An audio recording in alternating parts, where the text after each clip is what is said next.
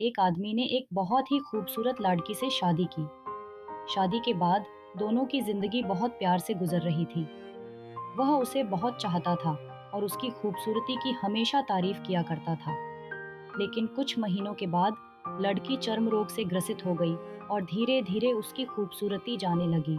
खुद को इस तरह देख उसके मन में डर समाने लगा कि यदि वह बदसूरत हो गई तो उसका पति उससे नफरत करने लगेगा और वह उसकी नफरत बर्दाश्त नहीं कर पाएगी। इस बीच एक दिन पति को किसी काम से शहर से बाहर जाना पड़ा। काम खत्म कर जब वह घर वापस लौट रहा था, तभी उसका एक्सीडेंट हो गया। उसने अपनी दोनों आंखें खो दी, लेकिन इसके बावजूद भी उन दोनों की जिंदगी सामान्य तरीके से आगे बढ़ती रही। समय गुजरता रहा और अपने चर्म रोग के कारण लड़की ने अपनी खूबसूरती पूरी तरह गंवा दी। वह बदसूरत हो गई, लेकिन अंधे पति को इस बारे में कुछ भी पता नहीं था। इसलिए इसका उनके खुशहाल विवाहित जीवन पर कोई प्रभाव नहीं पड़ा।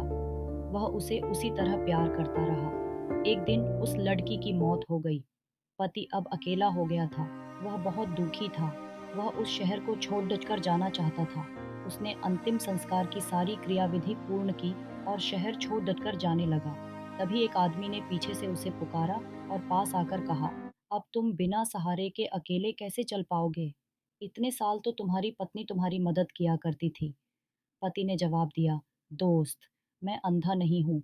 मैं बस अंधा होने का नाटक कर रहा था, क्योंकि यदि मेरी पत्नी को पता चल जाता कि मैं उसकी बदसूरती देख सकता हूँ, तो यह उसे उसके रोग से ज़्यादा दर्द देता। इसलिए मैंने इतने साल अंधे होने का दिखावा किया। वह बहुत अच्छी पत्नी थी। मैं बस उसे खुश रखना चाहता था। खुश रहने के लिए हमें भी एक दूसरे की कमियों के प्रति आंखें बंद कर लेनी चाहिए और उन कमियों को नज़रअंदाज कर देना चाहिए